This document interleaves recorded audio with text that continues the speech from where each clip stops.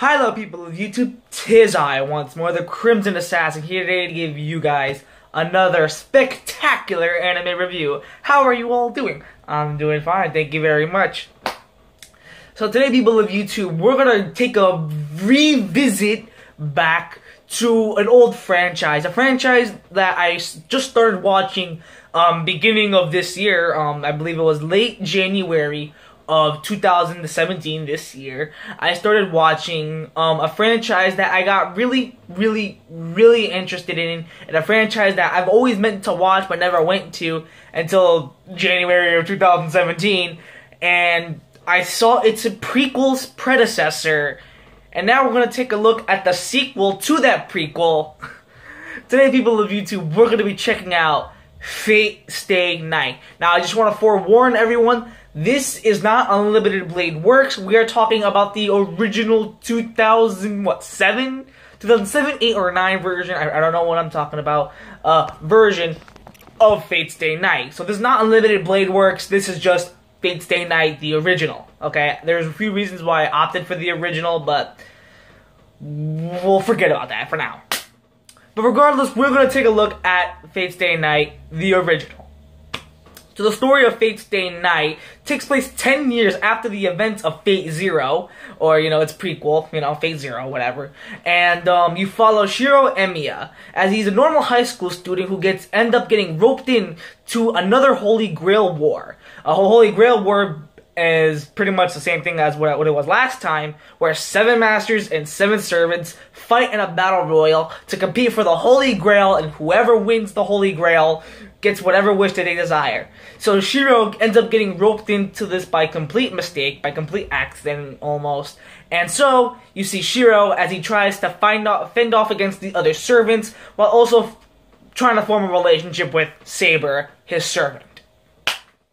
So people of YouTube, I was always interested in the Fate franchise. The Fate franchise is highly known in the anime community, or in the visual novel community, to be one of the greatest, if not the best, of all time.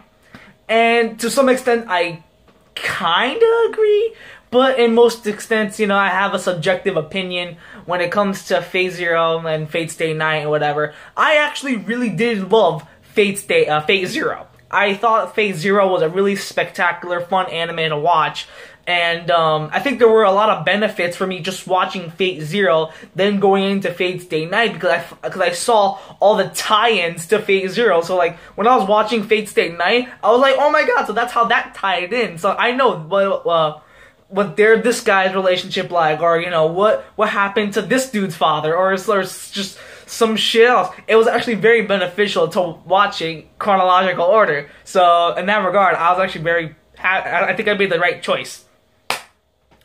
But people of YouTube, we're going to talk about Fate Stay Night, the sort of sequel to Fate Zero. So let's get into it. So my thoughts on it, I really did like Fate Stay Night. I thought it was really good. Is it as fun and entertaining as Fate Zero? Yes and no, we'll get into it. I felt like Fate Zero exceeded my expectations, and I felt like Fate Zero was a better adaptation. I think I liked Fate Zero more than I liked Fate Stay Night, but we'll get into the reasons why. But first off, let's get into the pros of what I liked about Fate Stay Night. For starters, the animation done by Studio Dean was pretty solid. It's pretty serviceable. It's not the greatest animation. Then again, we're talking about early 2000s animation, and you know, they're nothing spectacular. I thought the animation was very serviceable. And I think some of the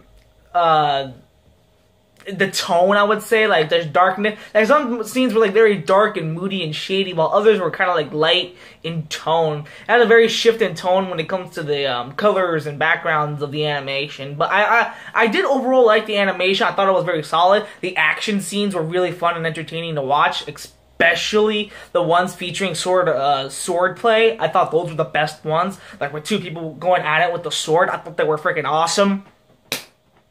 So the action and animation were solid. I really dug the action and animation. They were really good.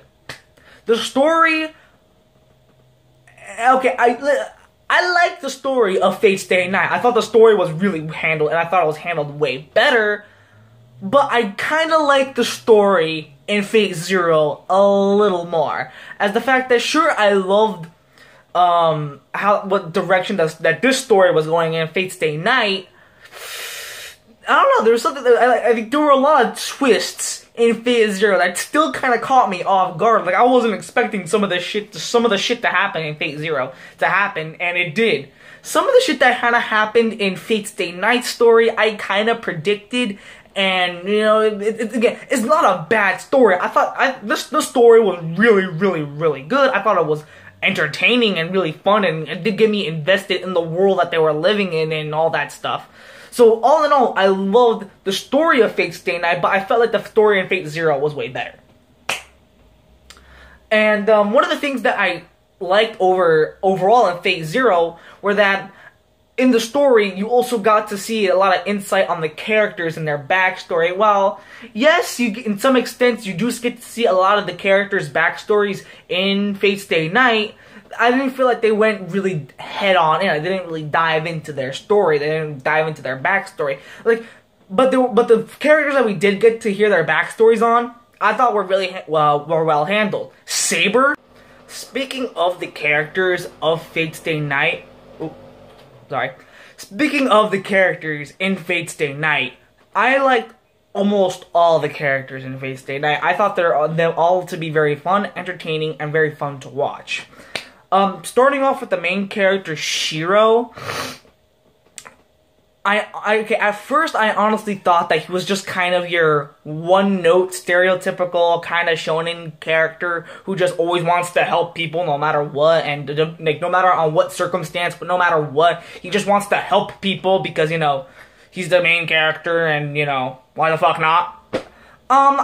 Even though I kind of felt like that was his character, even though that's what his character was like, there were a lot of good reasons why he acts the way he acts, and there were a few good logical reasons on why the character does the things he does, and I like that. Still doesn't change the fact that he's kind of cliche almost, but his reasons is completely justifiable, and almost at times I did relate to his character a lot. I found him to be very likable, and I just end up rooting for the character a lot because he's just, above all else, just relatable, and I did like his character a lot. So Shiro gets a pass. He is kind of your average shonen character, but he's okay shonen character, not the best. I mean, like, there were a lot of cliche things that he did in the anime. I mean, just completely writes him off as a shonen cliche, but I mean, yeah, his reasons are justifiable. You can understand where he's coming from, so I can't really hardly blame the guy, so there's that. But I think the one character I must talk about is, of course, Shiro's servant, Saber. In Fate Zero, one of the things I was kind of disappointed on, at least when it comes to Saber, was like, yeah, sure, Saber was in Fate Zero, but they didn't really go, like, delve into Saber's character. I mean, sure, there were, like, things about her character that we got to know through, you know, in Fate Zero, but I feel like in Fate Zero, they kind of assumed you already seen Fate Stay Night, so that if you watched Fate Zero, you know, it wouldn't really been mattered. But I think, I think here in Fate Stay Night, I really liked how her character was. They really dived into her backstory and how tragic it was, and how just multi-layered the character was. There are a lot of layers to Saber's character, and I ended up really rooting for Saber always by the end of the anime because I found her character to be so damn fascinating and so entertaining to watch. And there were a lot of cute, awesome scenes between Shiro and Saber. Honestly, I felt like they were the strongest relationship in the entire anime. Shiro and Saber's relationship is, above all else, probably one of the sweetest, kindest, gentle, charming, I would say, and I like that. Episode 20 of Fate Stay Night was honestly the best episode featuring Saber and Shiro, because Shiro asks Saber on like a date, and they just go out on this date, and you just see these two interacting, and like not a lot of like dialogue, not a lot of things were shown in the characters. You just see their subtle reaction and how they looked at things, and how Saber was reacting to like the stuffed teddy bear and stuff, and I liked their relationship, I felt like it was very kind, very sweet. And honestly, episode 20 is by far my favorite episode in the Fate franchise. It's like a neck and neck between the episode in Fate Zero where the three kings were talking about their ideologies. And I thought that episode was really good. But that episode in Fate Zero, Fate Stay Night was really, really, really well handled. And I love the Shiro and Saber's relationship. If not, if you are not interested in Fate Stay Night, if you are not interested in Fate Stay Night, oh my god, I can't talk today, then at least watch episode 20, because that episode, that whole relationship could have been like an entire romance itself. Like, I'm not fucking kidding. And sure, I love the relationship. It was very cute. I loved it. I love Shiro and Saber's relationship. They really made me grow attached to them. And by the end, I was very disheartened by the end. Like, oh my god, that ending. It broke me down into tears almost. Like, it was a really sad ending. Ren, on the other hand, I also liked her. She was a very smart, whimsical, and at first you kind of don't know what her real intentions were, and I was kind of iffy on Ren at first, but kind of as the anime progressed, I kind of liked her and I grew attached to her, and I definitely dug Shiro and Ren's relationship. It wasn't really the thing is, I didn't feel like their relationship was kind of forced to be a romance. I felt like the relationship to be completely platonic, and I did like how their relationship was handled. Strictly friendship. It wasn't really, even though at first it was kind of like, I scratch your back, you scratch my back. That was the kind of relationship that they had. And towards the end, I felt like they did grow a genuine bond with one another, and I felt like they did grow a genuine friendship, and I felt like their relationship was completely platonic. And Rin as a character, I really liked her, and I felt her character to be really well executed and well handled. So she gets an A+ in my opinion. And that's pretty much all the characters I kind of really want to talk about. There are a few characters that I really enjoyed. The servants were really entertaining to watch, like Archer, Caster, Berserker, Assassin. Although, albeit, we'll get into this issue in a moment. Yes, I have a few issues with Fate Stay Night. Oh my god. But all in all, I did like their characters a lot. I felt like their characters would be really excellent, well handled. And pretty much that's it. That's all the pros I can really give Fate Stay Night. The rest of the anime, well, I do have a lot of issues with it, and here they come. So please, I can already feel those hate comments just coming in. You don't know what you're talking about. All that good shit. Whatever. I'm used. I'm not afraid. Let's go. Come at me, bro. The first issue that I have with Fate Stay Night was that I only wished that they went into the backstories of the other servants. Fate Zero, I loved how in Fate Zero they went into the backstories of all the servants. And sure, all the servants had a lot of screen time in Fate Zero, and you got to know who their character was like, what their past was like, and just above all else, I love the servants in Fate Zero. Like, I like how deep their character was, and no servant was left undone. Like every servant had a moment to shine in Fate Zero. Fate Stay Night, sure, it happens. Like, don't get me wrong, a lot of the servants actually have a few moments to shine here and there.